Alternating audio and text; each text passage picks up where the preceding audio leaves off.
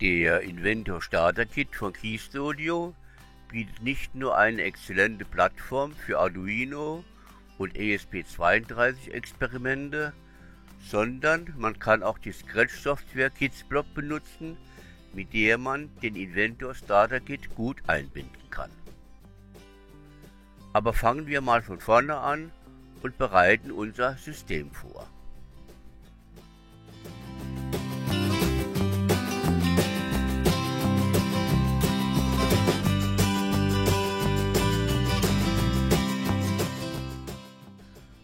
Unter der angegebenen URL können wir unser Arbeitspaket herunterladen und dann entpacken. Ein Update der Software wurde übrigens im März 2025 hochgeladen. Das Material besteht aus dem Scratch-Tutorial für den Inventor Starter Kit mit dem ESP32, den Programmbeispielen und dem Download-Link zum eigentlichen Programm Kidsblock Exe. Nun wird man wohl als erstes das Scratch-Programm Kidsblock installieren und da hält man sich am besten an die entsprechende Anleitung Getting Started with Kidsblock. Das sollte nun kein großes Problem sein. Und eventuell muss man noch den entsprechenden Treiber installieren. Wir werden dann nach Abschluss der Installation eine ausführbare Datei Kidsblock Desktop erhalten. Und mit diesem Programm wollen wir nun weiterarbeiten.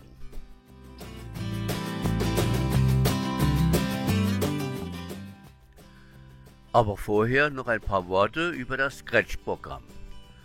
Scratch ist eine kostenlose, blockbasierte Programmiersprache. Das bedeutet, dass man die Programmierbefehle nicht als Text auf dem Bildschirm sieht, sondern als farbige Blöcke, die dann per Drag and Drop verschoben und zusammengefügt werden können.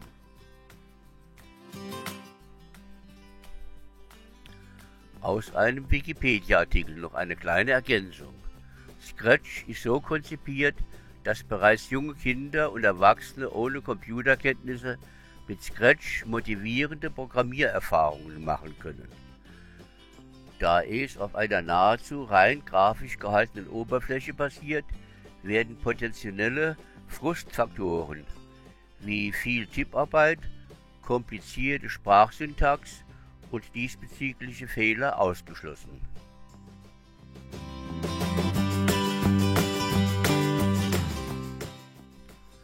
Starten wir einmal unser Programm. Und dann müssen wir als erstes unser Experimentierboard einbinden. Das geht ganz einfach. Über den Reiter Kein Gerät ausgewählt, suchen wir nach unserem Inventor Starter Kit. Dazu springen wir zum Reiter Kit und finden dort den Inventor Kit für ESP32. Dieser wird gefunden, wenn er mit dem USB-Port verbunden ist. Nun verbindet man das Gerät, geht zum Editor und kann mit den Experimenten beginnen. Dazu starten wir das Scratch-Tutorial. Dieses beginnt auch gleich mit dem ersten Projekt, einer blinkenden LED.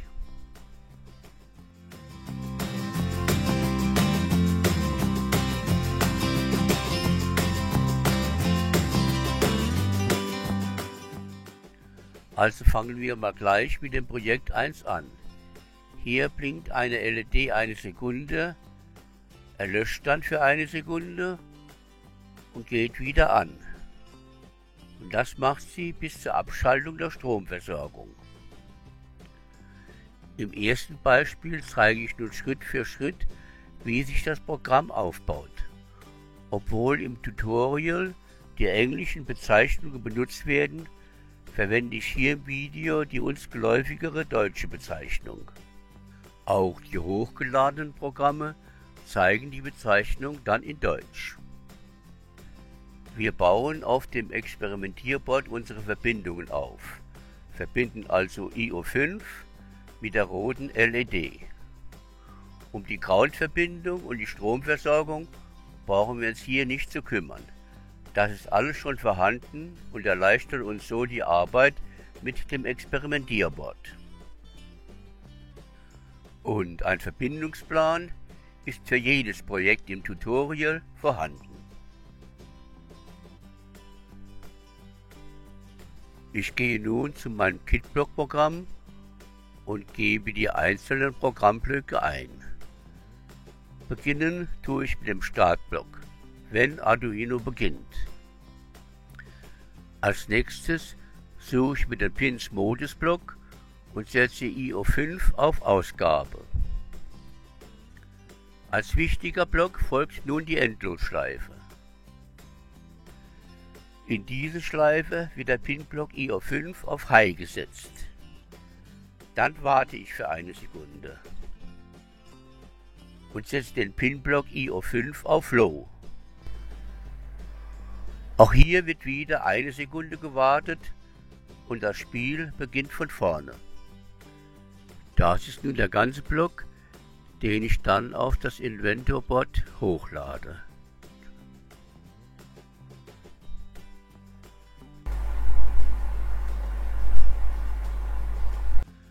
Ein Blick auf mein System zeigt mir an, dass alles funktioniert. Und wenn ich dann die LEDs noch umstecke, kann ich auch die Farbe noch ändern. Das war also unser erstes Projekt und hat auch sofort funktioniert. Super!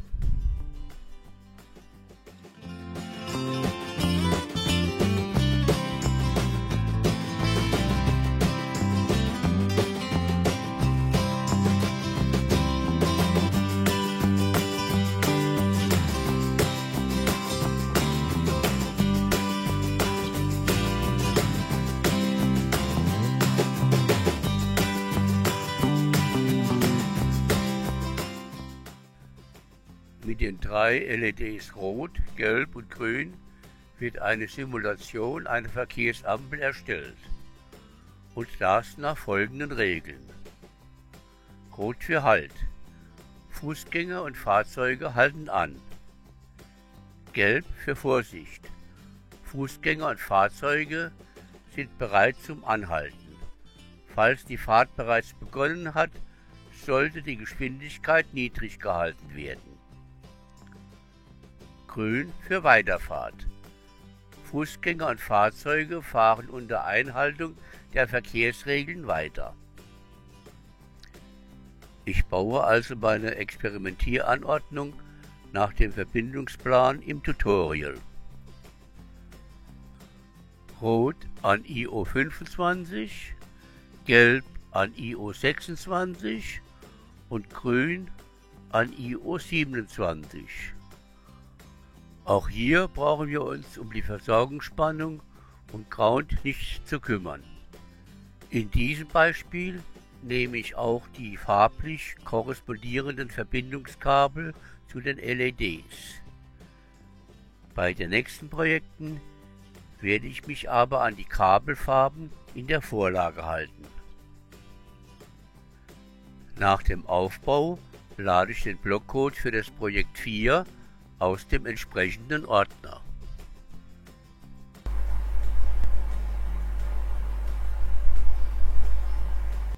Und schicke ihn dann anschließend an mein Experimentierboard.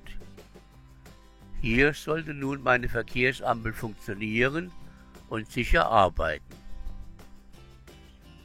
Nach dem Hochladen des Programms leuchtet die grüne LED 5 Sekunden lang, die gelbe LED blinkt 3-mal und die rote LED leuchtet auch wieder 5 Sekunden lang. Also funktioniert alles und der Verkehr sollte ohne Probleme laufen.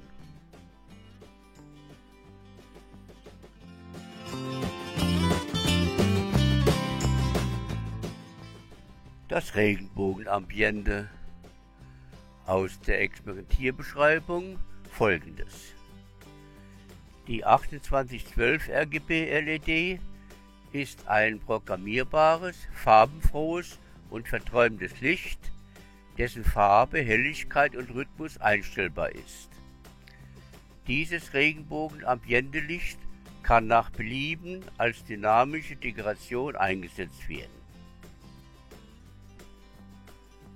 Mit der Verbindung mit nur einem Kabel von IO15 zum LED-Eingang WS2812 ist der Aufbau schnell getan. Ich benutze nun wieder mein Kidsblock-Programm und lade aus meinem Beispielordner die Datei zum Projekt Nummer 5. Nach dem Hochladen des Codes auf das Experimentierboard und dem Einschalten leuchten die LEDs in verschiedenen Farben auf. Und auch hier bin ich mit dem Ergebnis zufrieden.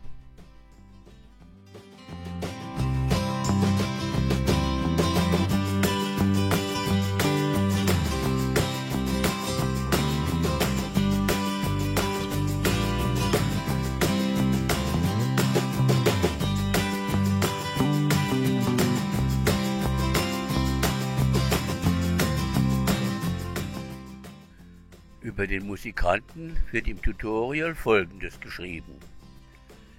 In diesem Projekt verwenden wir einen Lautsprecher mit Verstärker zur Musikwiedergabe. Dieser Lautsprecher kann nicht nur einfache Lieder abspielen, sondern auch Ihre Wunschmelodien wiedergeben.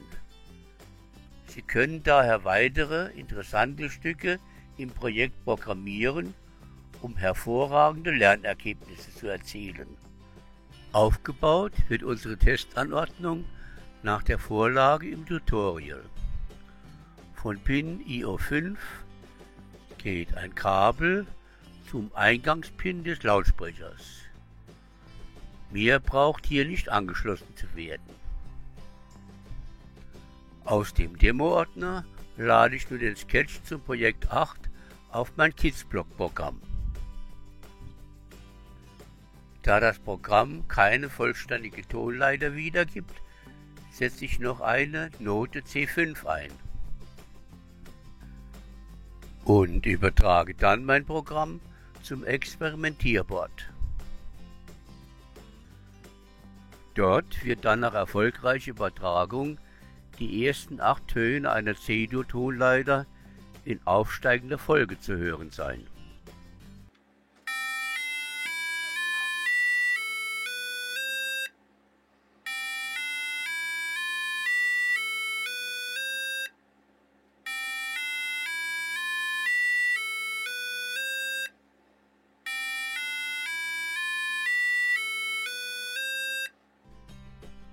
Ich ergänze nun in meinem Sketchcode noch einen absteigenden Ast der Tonleiter und übertrage auch diese Folge wieder auf mein Board. Und unsere Tonleiter klingt nun so.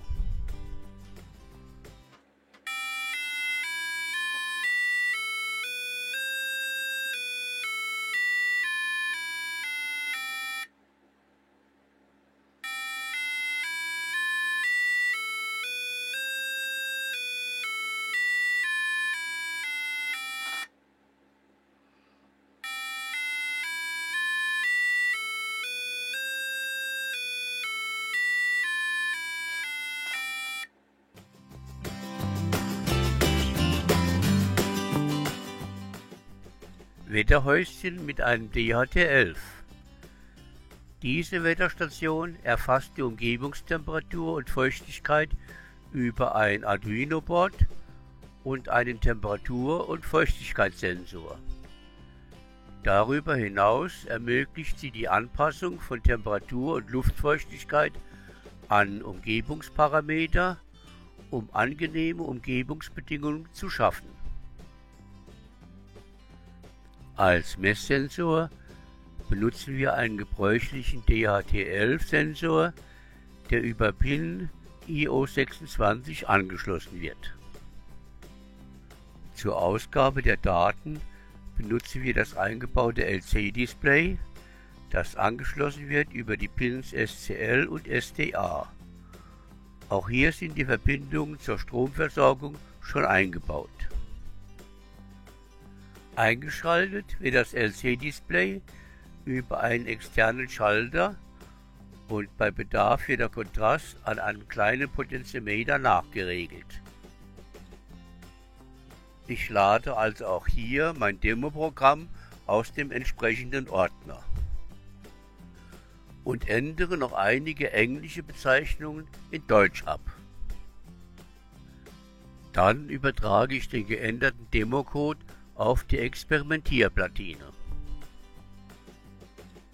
Dort wird dann Temperatur und Feuchtigkeit angezeigt. Diese kann sich am Anfang noch etwas einpendeln. Wenn ich nun einen Finger auf die DHT11-Sensor lege, wird sich wohl die Temperatur ändern und sicher auch die Feuchtigkeit. Soweit zu unserer Adaption einer Wetterstation. Alles funktioniert einwandfrei.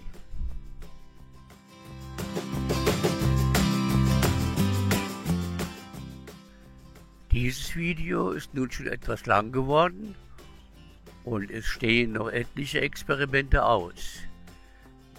Wer nun weiterarbeiten will, sollte sich an das Tutorial halten oder die 2 vorhergehenden Videos von mir mit den verschiedenen Prozessoren anschauen.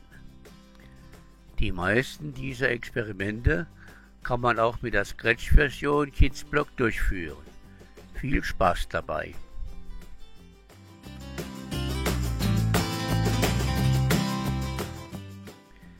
Ich bedanke mich fürs Zuschauen und Ihre Geduld. Ein kleiner Sketch aus dem Projekt 11 zeigt das auch noch einmal in einem kleinen Text an.